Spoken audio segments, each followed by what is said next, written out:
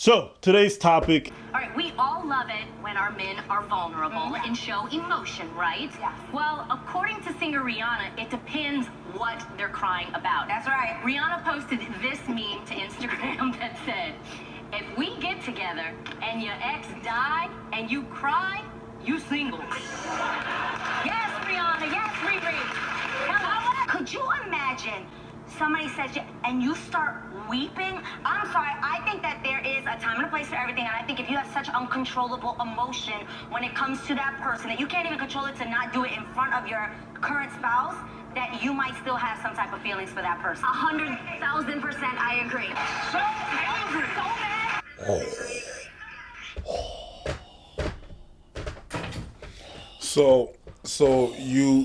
Okay, hold on. Hold on. So hold on.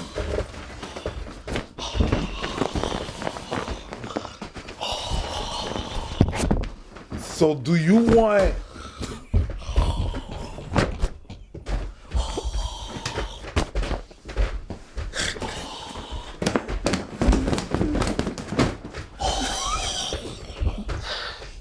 want someone to be vulnerable or someone that controls their emotions? All right, we all love it when our men are vulnerable and show emotion, right? And But when the men minute we can't see- control the fact that they are crying over someone they potentially loved, over someone that they had kids with, over someone that they shared intimacy with, and that this person is no longer going to be alive. And if I cry, if I show that I care deeply about this person, I'm single. So this is what I mean when I say be careful who you fall for, because a lot of people claim they love, but in reality what they want is ownership. What they want is a trophy. They want someone that they can say that they're with, so that their friends and family will be like, oh, you're with somebody, and they can get that love and affection, but they're not really capable. In our last video, we talked about possessiveness in relationships, and we recognized how a lot of people don't recognize how possessive they're being. This, what she presented to you, is level 99 possessiveness. Over. Yes. Over, because the person is dead. That person's dead. Can no longer affect the relationship in no kind of way, except if you buy for Christmas a Ouija board, and even then, you have to open that bitch and play it because it's a 2 to 5 people game. But to be clear, if you get 2 to 5 people to help you cheat with a Ouija board, you kind of deserve to be able to cheat. Can you imagine if you're like using the Ouija board with you, your niggas, and then your girl walks in, you'd be like, oh, so you gonna just cheat on me with this ghost bitch? You gonna try to bring this bitch back? She probably sucking your dick right now. Is you hard? Is you hard right? Where you at, bitch? Who you gonna call? Hoe busters. Hoe busters. I ain't afraid of no hoe.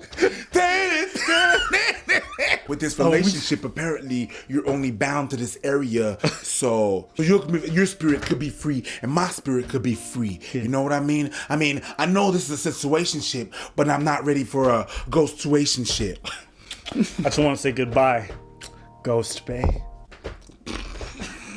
I think it's interesting that she said that, it's disrespectful to cry in front of her about a dead ex. The irony is that if I had never dated that person, I may never have become the man that you are seeing today, that you are in a relationship with now. That shit happened in my couple. What do you mean? Well, when one of my girl's ex died, he committed suicide. She went to the funeral, everything. She came home, she learned about that. She was crying. I was like, oh shit. And I knew the dude. Yeah. I didn't like the dude. Okay. Yo, she was hurt. Yeah. And what did you feel? It doesn't matter what I feel. My girl's hurt. Yeah, but in regards to what she was feeling, what was your response? I don't want my girl to be hurt. Right. If that's really genuinely what it was, not because I'm a better person than anybody, but it's just maybe it's the way I was raised, some shit like that. Yo, that motherfucker is fucked up to take your own life. It's really crazy.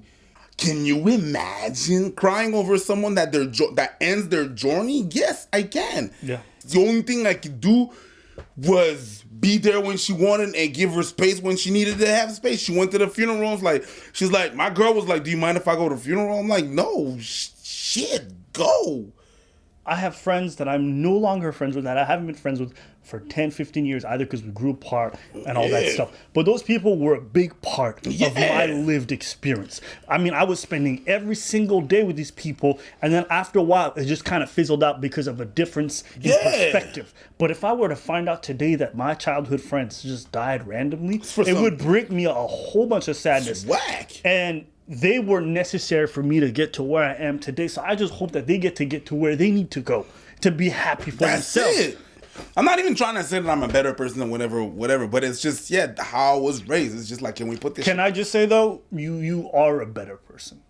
Because anybody who can put themselves aside for other people's suffering is inherently better for humanity because they're putting others above themselves. Wow. That's what I hope I get to instill in my kids and to my friends and my community, the idea of sacrificing for others. And he didn't put his personal feelings about the dude first. What he put above anything else is his girl suffering. Oh boy, and I didn't like that boy. And he didn't like me either. Right. Like, I was the new nigga, so. No new friends. No new friends. No.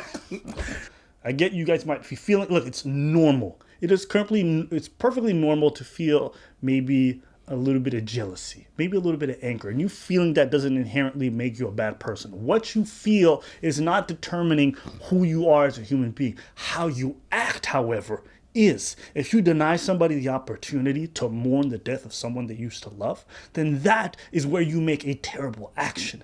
Right? You feeling that? You can cast that aside. You can be a bigger person and be like, hey, let me be here for this person that I love who is suffering right now because somebody else died. That's what makes you better than. That's what proves that you're not just going to give into your instincts or to your emotion, but you're going to aspire to something better. And so I just hope you guys take that with you and you really buy into that because your emotions aren't the end all be all. Okay? That's all. And I can probably guarantee you that the person who's suffering, who's sad, probably doesn't want to be. They don't want to feel that way, but it inherently is them and it's overcoming them and they're allowing themselves to go through that. So be mindful of that. As a man, I don't want to be crying over someone that died. But if I'm overcome with that emotion, don't deny me that expression because it's going to be a lot harder for me to trust you and to be able to share that with you in the future when it's about something that you actually are interested in. It's like I have to be open about shit, but this shit I have to suppress. Out of all the things like crying, if I listen, if I cry, now because big boys don't cry or whatever, it's just if I cry, I don't want to cry. But if it happens, bitch, let it happen. Yeah.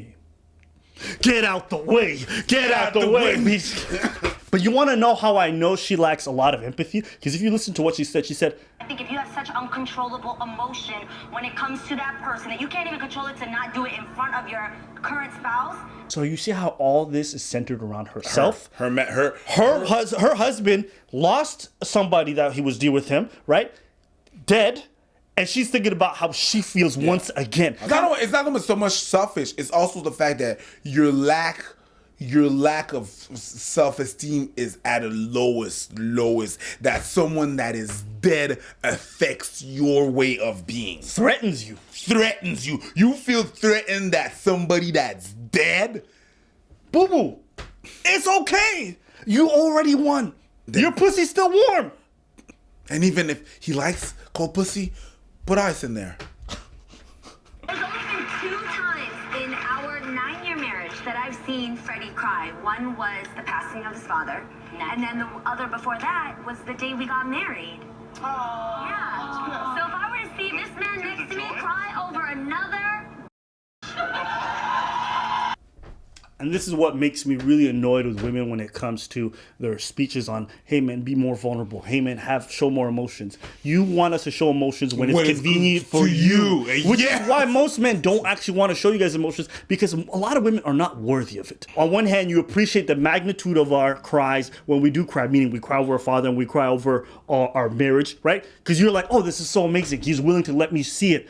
But then when we want to cry over stuff that we really care about as well, you want to reduce that ability for us to do so, because what? It makes you feel more secure. Then it's not about us showing our emotions. It's about you getting what you want, and that you get to see a part of ourselves that we don't share to other people. You feel special. You want us to show you our emotions because you know we're stoic out there. So you want to feel special when we cry in front of you because we're letting you. But it has to you get that special. But it has to make you feel comfortable. That's why it's bullshit. It's so much bullshit when people tell us to be more sensitive and to be more emotionally open. You don't actually want that. You want it at your pace. Those tears are just for me. It's fucking creepy if you think about it. Yeah. These are my tears. And then she just takes the tears. Thank you. Yeah. Yeah. What? No. That's just my tears. Yeah. And then she chooses to sprinkle the tears wherever she wants. Oh, wedding. First kiss. That cute movie I like. I've been feeling like shit for a few months, so cry, nigga. Damn, that's some good lasagna. I know it's a bit of love and some of your tears. Like, At the end of the day, ladies, you got to make up your mind. Do you guys want us to be emotional, or do you don't? Because if you do, you don't get to put a lid on that. You don't get to tell us when we do get to cry or when we don't. Yes, we do.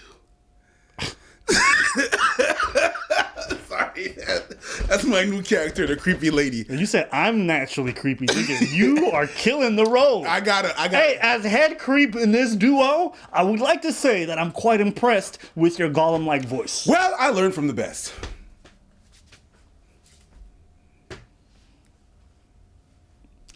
I realized I said that, and my hand is on my dick.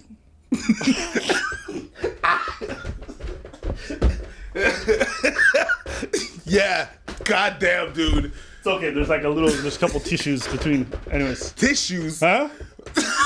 Huh? What? So that's it for today's video. Let us know what you guys think in the comments below. Did you come? Okay.